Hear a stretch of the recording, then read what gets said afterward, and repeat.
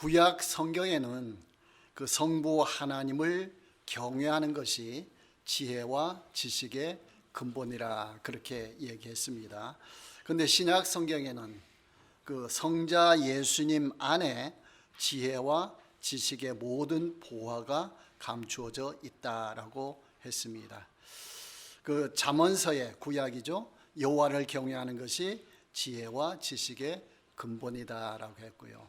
그 신약 오늘 골로새서에서는 그리스도 안에 지혜와 지식의 모든 보화가 감추어져 있느니라 했습니다.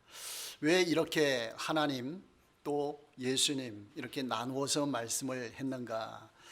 구약 시대에는 성부 하나님이 드러나게 사역을 하십니다. 그러니까 성부 하나님이 이스라엘 백성과 관계하고 천지 창조하시고, 물론 삼위일체 하나님이 같이 사역하셨지만은 드러나게 하시는 사역은 성부 하나님이 하십니다. 그리고 예수님은, 성자 예수님은 상징적으로 구약 성경에 표현이 되어 있어요. 어디에 표현이 되어 있습니까? 유월절 어린 양이라든가 제사제도, 어린 양의 그 짐승들의 피, 이런 데서 예수님이 상징적으로 표현이 되어 있습니다. 그런데 신약 시대로 넘어오면서는 그 성자 예수님이 이 땅에 성육신, 인간의 몸을 입고 오셨죠. 그러니까 성자 예수님이 드러나시는 거예요. 세상에 밝히 드러나서 사역을 하시고, 성부 하나님은 배후에서 역사를 해 주시는 거죠. 물론 삼위일체 하나님이 다 같이 사역을 하시지만, 일을 하시지만, 그래도 어느 분이 더 드러나게 사역하셨는가, 이걸 굳이 나눈다면은 구약에서는 성부 하나님, 신약에서는 성자 예수님. 그러면 지금 이 시대에는 삼위일체 하나님 중에 누가 드러나게 사역하실까요? 성령 하나님이 드러나게 사역을 하신다라는 거예요. 자, 그렇기 때문에 구약 잠언에는 성부 하나님, 여호와를 경외하는 것이 지혜와 지식의 근본이다. 신약 골로새서는 성자 예수 그리스도 안에 지혜와 지식의 모든 보화가 있다, 이렇게 이제 표현. 물론 넓게 보면 같은 의미이지만 이렇게 구분해서 말씀을 주고 있습니다. 자, 인간이 아무리 연구하고 애를 써도 해결할 수 없는 문제들이 많이 있습니다. 가장 심각한 문제가 죄의 문제가 될 거예요. 여러분들 아기 때부터 또 어린이집, 유치원, 초등학교 계속해서 아이들에게 죄를 짓지 말라고, 악하게 행동하지 말라고 계속 가르치죠. 근데 죄 짓는 것은 가르치지 않아도 계속 죄가 드러나는 거예요. 그렇죠? 이 문제를 해결할 수가 없죠. 또 교도소도 만들고 또 사형 제도도 만들고 그렇게 해도 이 사라지지 않는 거예요. 이건 어떻게 해도 해결할 수 없는 문제가 되는 거죠. 그 다음에 죽음의 문제 같은 경우, 아무리 잘 살아도, 아무리 좋은 약을 먹고 살아도 죽음은 피해갈 수가 없죠. 그러니까 우리가 아무리 연구하고 애를 쓰고 노력해도 할 수 없는 것들이 우리 인간들에게는 너무나 많이 있다라는 거예요.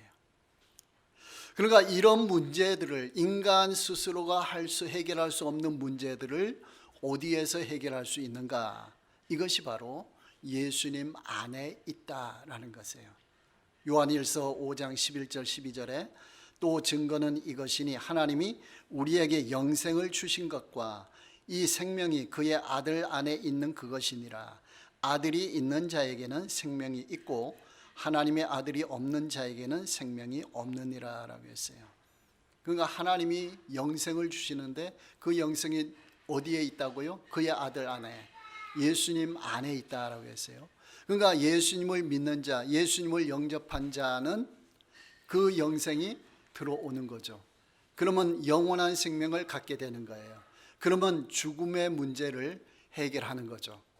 부활하게 되고 천국에 가게 되고 그 죽음의 문제가 해결이 된다라는 거예요.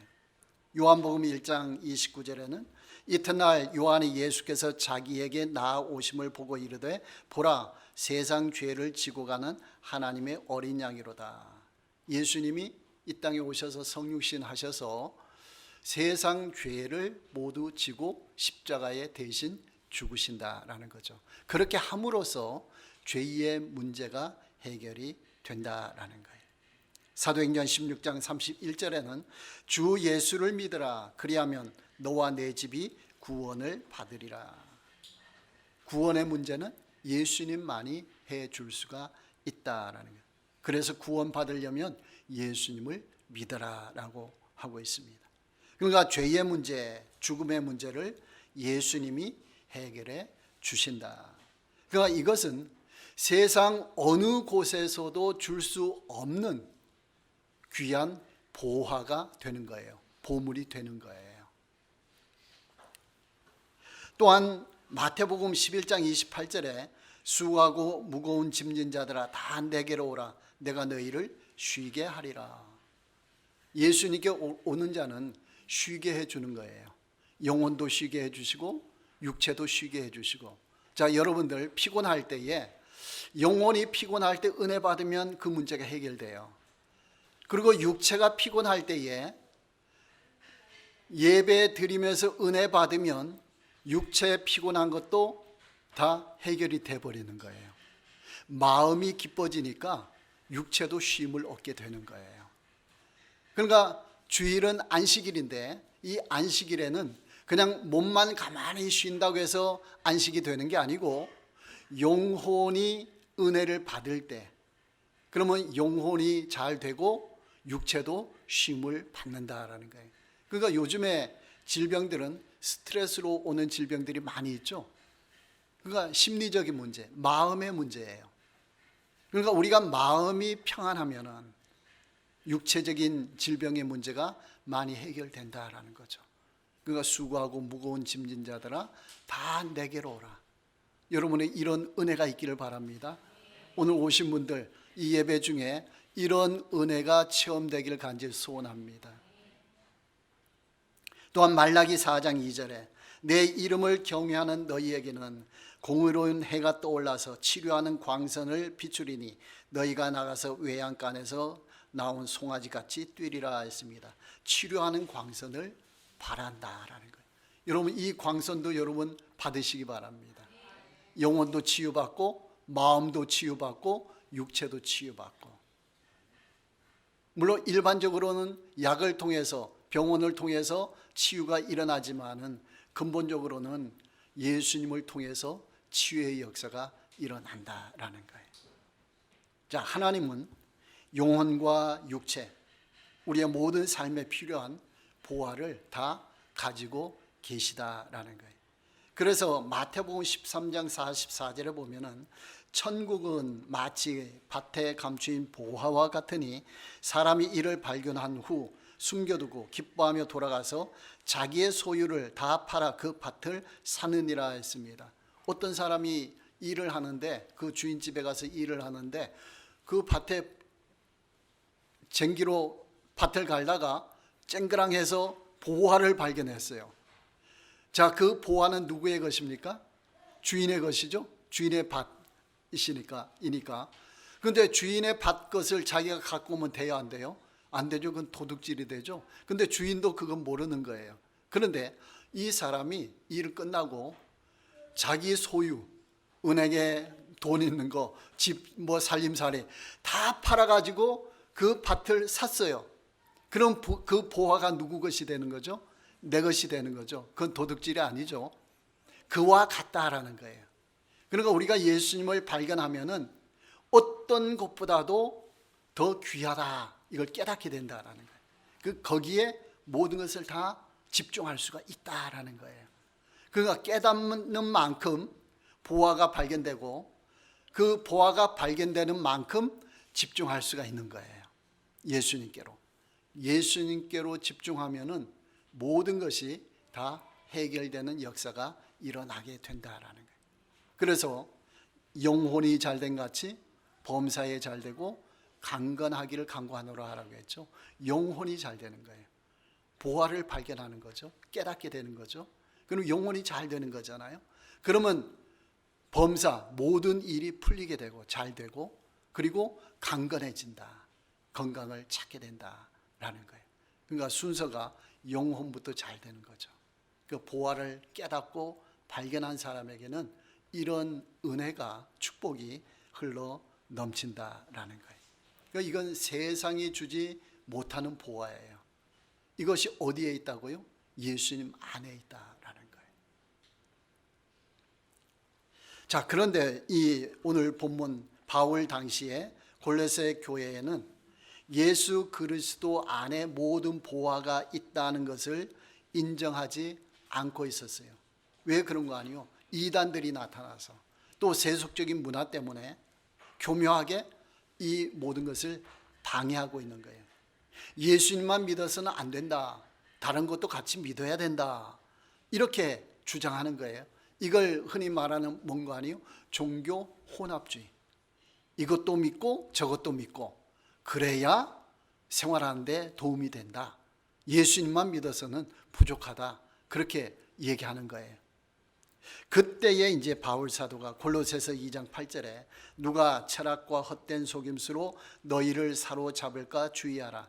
이것은 사람의 전통과 세상의 초등학문을 따르며 그리스도를 따름이 아니니라 했습니다. 철학과 헛된 속임수, 그 모든 꾀임이 있는 거죠. 에덴 동산에서 사탄이 하와를 꾀인 것처럼 그런 꾀임이 유혹이 많이 올 수 있다는 거예요.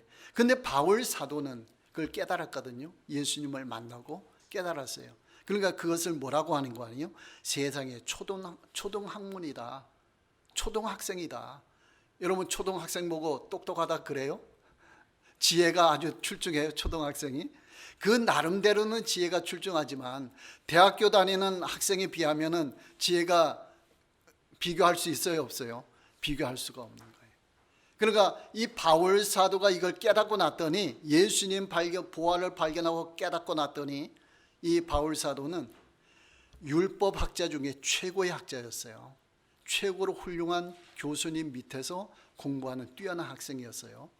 그런데 그 모든 것이 다 배설물, 쓰레기처럼 느껴지더라. 세상의 초등학문처럼. 전에는 그렇게 추구하고 열심히 해서 따랐는데 예수님 만나고 났더니 그거 아무것도 아니더라. 그걸 깨닫고 이 말씀을 주시는 거예요. 그러니까 이 바울 사도는 아니다. 예수님만 믿어야 된다. 이거예요. 예수님만 믿으니까 예수님 안에 있는 보화들이 깨달아지더라. 그렇죠? 우리에게 공부해 주는 것이에요.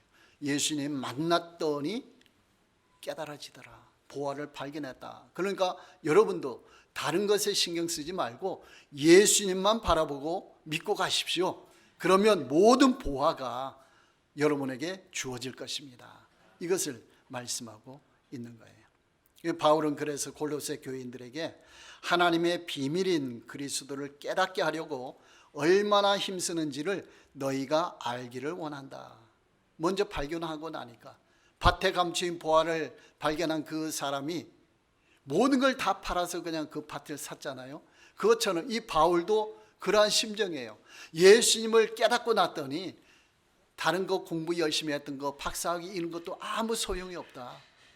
예수님을 위해 살아가야 된다.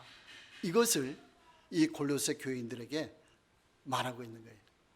얼마나 힘쓰는지 너희가 깨닫도록 너희가 알기를 원한다. 그 간절한 마음이 있는 거예요.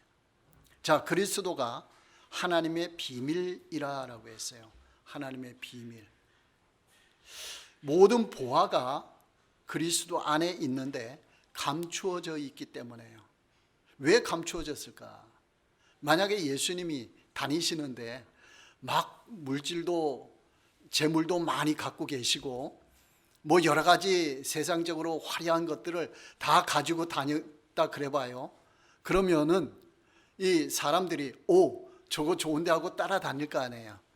자, 그런데 예수님께는 이 보화가 감추어져 있다라고 했어요. 감추어져 있다. 왜 감추어 놓았을까? 감추어져 있기 때문에 누구라도 와서 발견할 수가 없는 거예요. 예수님을 직접 눈으로 본다고 해서 발견할 수가 없는 거예요. 여러분 이런 생각 혹시 하잖아요. 예수님이 2000년 전에 이스라엘에 살아 계셨는데 내가 지금 예수님이 이 땅에 오셔서 내가 예수님을 보면은 예수님 잘 믿겠습니다. 그렇게 말할 수도 있어요. 그런데 인간적인 눈으로 보면은 예수님이 발견될까요? 안 될까요? 예수님의 보화가 발견이 안 되는 거예요. 그러니까 예수님 당시에도 무수한 사람들이 예수님을 보았지만은 예수님 믿는 사람들은 한정되어 있어요. 그렇죠? 다 믿은 게 아니에요. 그러니까 우리는 예수님은 그 안에 비밀이 있기 때문에 아무라도 발견하지 못하는 거예요. 그럼 왜 하나님께서는 예수님을 성육신까지 시키고 성경에 그렇게 기록해 놓았으면 쉽게 발견해서 그냥 믿고 모든 사람이 다 믿게 하지 왜 비밀스럽게 해 놓으셨느냐 이거예요. 그 왜 그런 거 아니에요? 하나님께로 오라라는 그런 의미가 있는 거예요. 하나님께로 오라. 너희가 스스로 발견할 수는 없다라는 거예요. 그 보화를. 하나님께로 오라. 하나님께 오라라는 게 뭐예요? 하나님의 말씀을 보고 기도하고 예배 드리고 그런 것이잖아요. 그렇게 하도록 하기 위해서 비밀스럽게 해놓은 거예요.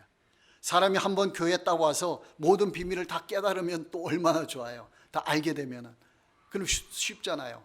그게 아니고 평생 가도 다 못 깨닫게 그렇게 비밀스럽게 해놓으신 거예요. 왜 그러셨다고요? 나를 의지하라. 내가 알려줄게. 너희 스스로는 모른다. 나에게로 와라. 내가 알려줄게. 그런 의미로 하나님은 비밀스럽게 해 놓으셨다. 감춰 놓으셨다라는 거예요. 그래서 하나님이 비밀을 알려주는 것을 신학적으로 두 단어로 계시라라고 하는 게 계시. 요한 계시록이라고 하죠. 계시. 하나님이 알려주신 거예요. 뭘 알려주셨어요? 요한 계시록에는 미래의 사건들, 장래에 어떻게 될 것인지 이 모든 것을 하나님이 그 비밀인데 딱 알려주신 거예요. 그러니까 성경에 보면은 성경은 하나님의 계시거든요. 우리가 알지 못하는 거, 우주가 어떻게 창조됐는지, 어떻게 만들어졌는지 인간은 과학이 아무리 발달해도 알 수가 없어요. 그 세계에는 한계가 있어요. 근데 하나님이 내가 창조했다 알려주시는 거예요. 이게 계시가 되는 거예요. 죄의 문제가 어떻게 왔느냐, 왜 죽음이 왔느냐, 죽음 문제를 어떻게 해결해야 되느냐, 이것을 누가 알려주신다고요? 하나님께서 알려주신다라는 거예요. 어떻게 구원받는가 하나님이 알려주셔요. 그러니까 성경에 자세하게 기록해 놨거든요. 그러니까 하나님께로 와서 이걸 발견해야 되는 거죠. 깨달아야 되는 거죠. 하나님이 계시한 것을 우리 인간이 믿음으로 받아들여야 된다라는 거예요. 자, 성경을 깨닫는 데에는, 보화를 발견하는 데에는 두 가지 단계가 크게 있습니다. 첫 번째 단계는 지식적으로 알아가는 단계예요. 그러니까 하나님이 기본적인 그 비밀을 성경에 기록해 놨기 때문에 누구라도 성경을 읽으면 이게 기록되어 있구나 알게 되는 거죠. 지식적으로 이런 내용이 있구나 이걸 알게 돼요. 근데 지식적으로 알고 나서 그걸로 끝나는 게 아니고 그걸로 부족해요. 두 번째 단계로 들어가야 되는 거예요. 마음으로 깨닫는 단계예요. 지식적으로 알고 마음으로 깨닫는 거예요. 그러니까 우리가 지금 설교를 듣잖아요. 설교를 들으시면서 어떤 사람은 막 믿어지고 깨달아질 거예요. 그런데 어떤 사람은 깨달아지지는 않을 거예요. 근데 귀로는 듣고 이해는 어느 정도 지식적으로 알게 되는 거죠. 그것이 자꾸 알고 쌓이고 쌓이다 보면은 나중에 어느 순간에 마음으로 깨닫는 날이 와요. 그러면 그 깨달으면은 보화를 발견하게 되는 거예요. 보화를 발견한 사람은 교회 오지 말라 해도 올까요, 안 올까요? 교회 오는 거예요. 너 예수님 믿을래, 안 믿을래? 그렇게 말해도, 고통을 당한다 해도 나 예수님 믿을 거예요. 보화를 발견한 사람은. 근데 지식적으로만 예수님 믿으면 구원 받는데, 우리가 믿으면 천국 간대, 지식적으로 알면은 그런 어려움이 있을 때 나 믿는다, 나 그렇게 받아들인다 할 수 있을까요? 못해요. 조금만 상처받아도 교회를 떠날 수가 있어요. 근데 보화를 깨달은 사람은 상처 받았다고 해서 교회를 떠날까요? 떠나지 않을까요? 떠나지 않는 거예요. 어떤 상황이 있어도 끝까지 예수님을 믿게 되는 거예요. 이게 깨닫는 거예요. 그러니까 지식적으로 알고 깨닫는 단계로 들어가야 돼요. 그 깨닫는 것도 정도가 있는 거예요. 더 깊은 단계로 들어가야 된다라는 거예요. 그러니까 우리가 지식적으로 알면서, 여러분 설교를 들으시면서 깨달아지지 않으면 기도하는 마음으로 들으셔야 돼요. 어떻게 해요? 성령 하나님, 말씀을 깨닫게 해주십시오. 보화를 발견하게 해주십시오. 그런 심정으로 말씀을 들으면 성령께서 역사해서 깨닫게 하고 믿어지게 만들어 주신다라는 거예요. 그러니까 이 귀한 거, 이 바울 사도는 이걸 깨달았거든요. 그 세상 모든 사람들이 이걸 발견하고 깨닫기를 원하는 거예요. 그래서 골로새서에 쭉 보면요, 불신자들을 위해서도 여러분들이 힘을 써야 됩니다. 복음을 전파해야 됩니다. 그 사람들도 깨달아야 됩니다. 그런 말씀을 주었어요. 골로새서 1장 26절 29절에 이 비밀은 예수 그리스도의 비밀이죠. 만세와 만대로부터 감추어졌던 것인데 이제는 그의 성도들에게 나타났고, 이건 뭔 말이에요? 골로새 교인들처럼 이미 깨달은 자들에게 나타났다는 거예요. 그리고 하나님이 그들로 하여금, 이미 깨닫는 자 성도들로 하여금 이 비밀의 영광이 이방인 가운데 얼마나 풍성한지를 알게 하려 하심이라. 이방인은 예수님 믿지 않는 자들이에요. 불신자들이에요. 그러니까 이 비밀을 믿는 자들에게 먼저 깨닫게 하셨고, 믿는 자들을 통해서 아직 믿지 못하고 있는 자들에게 전하게 하려고 그렇게 한다라는 거예요. 그래서 28절에 보면은 우리가 그를 전파하여 각 사람을 권하고 모든 지혜로 각 사람을 가르치면 각 사람을 그리스도 안에서 완전한 자로 세우려 함이니. 그러니까 믿지 않는 자들에게 전해서 세우려고, 하나님의 사람으로 세우려고 애를 쓴다. 그래서 29절에 이를 위하여 나도 내 속에서 능력으로 역사하시는 이의 역사를 따라 힘을 다하여 수고하노라. 나도 이렇게 선교하면서 수고하고 있는데 여러분도 골로새 교회 교인들 여러분들 믿지 않는 자들에게, 가족들에게 이 복음의 비밀을 알려주십시오. 가르쳐 주십시오. 그래서 같이 보화를 깨닫게 하십시오. 그렇게 말하고 있습니다. 자, 그리고 나서 더 나아가서 또 주시는 말씀이 있어요. 골로새서 3장 1절 2절 보면은 그러므로 너희는 골로새 교회 성도들이죠. 믿는 자들의 이미 그리스도와 함께 다시 살리심을 받았으면, 이게 이제 믿었다라는 거죠. 영생을 받았다라는 거죠. 위의 것을 찾으라.